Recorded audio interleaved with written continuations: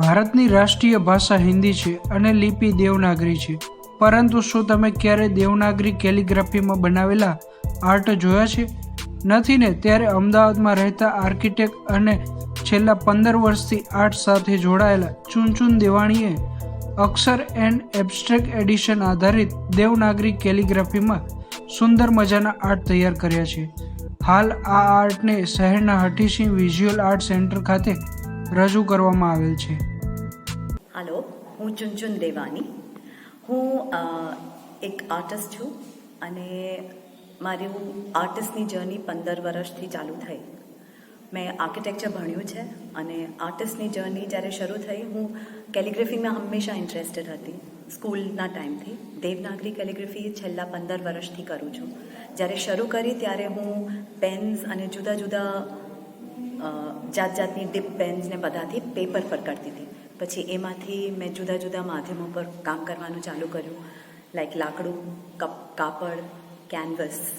પછી મેં એમાંથી દેવનાગરીને વધારે ને વધારે સુધારતી ગઈ અને જે મને કરવું હતું એ ધીરે ધીરે કરતી ગઈ.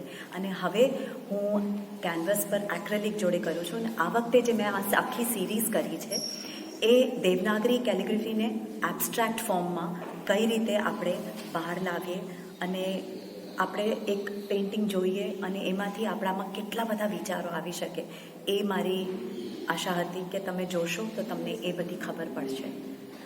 અને આ મેં બહુ જ જુદા જુદા માધ્યમોથી કર્યું છે. એક્રેલિક ઓન કેનવસ, પણ ટૂલ્સ બહુ જ જુદા જુદા ટાઈપના, નાઇફ, તમે કહો શું કહેવાય, બ્રશિસ, જુદા જુદા જાતના બ્રશિસ, જુદા જુદા જાતના સિલિકોનના ટૂલ્સ, એ બધાથી ડિફરન્ટ ટેક્સચર્સ અચીવ કર્યા છે. અને મેઇનલી તો એ હતું કે મારું બધું મેઇનલી ફિલોસોફી પર ડિપેન્ડન્ટ છે. તો ફિલોસોફી, જે આ બધા શબ્દોને મેં એબ્સ્ટ્રેક્ટ કર્યા છે, એ બધા શબ્દો મને બહુ જ અંગત છે અને એ શબ્દોને મેં આ બધે અહીંયા પ્રેઝન્ટ કર્યા છે. દેવનાગરી કેલિગ્રાફી પર એટલે મને પહેલાંથી શોખ છે કે એ આપણું કલ્ચર છે. અને અનફોર્ચ્યુનેટલી દેવનાગરી હંમેશા સંસ્કૃત છે, મોસ્ટલી સંસ્કૃત જ્યાંથી શરૂ થયું છે.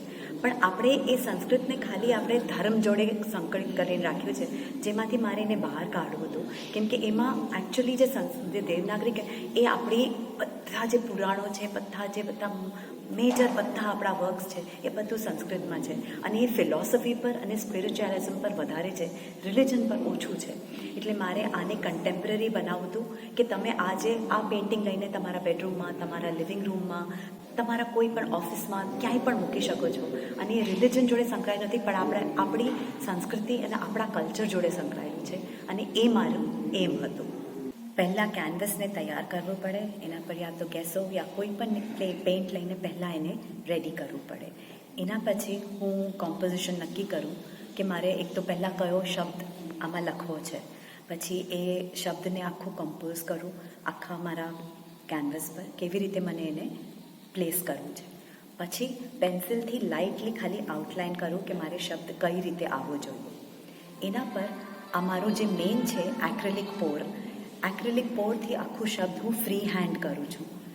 કેમ કે એક્રેલિક પોર નોર્મલી ફ્રી હેન્ડ કોઈ નથી કરતું. આ મેં આખું જે શબ્દ લખ્યો છે એ ફ્રી હેન્ડ આખું એક્રેલિક પોરથી લખ્યું છે. પછી એમાં હું બેકગ્રાઉન્ડ કરું, જે જુદા ટૂલ્સ યુઝ કરીને હું બેકગ્રાઉન્ડ ક્રિએટ કરું. પછી જે શબ્દ છે એને હું ધીરે ધીરે ફિનિશ કરું અને એમાં ડેપ્થ આપું. અને પછી જે ફાઇનલ પ્રોડક્ટ છે એ તમારી સામે છે. દેવનાગરી કેલિગ્રાફી બેસિકલી સંસ્કૃતના બધા શબ્દો છે. અને મેં અહીંયા વધારે પડતા આપણા જેટલા મહાવાક્ય છે એ બધા વાપર્યા છે. જે રીતે અહમ બ્રહ્માસ્મિ, તત્વમ અસી, એકમેવ દ્વિતીયમ, એ બધા મારા બહુ જ અંગતના, જે મને બહુ જ ગમે છે.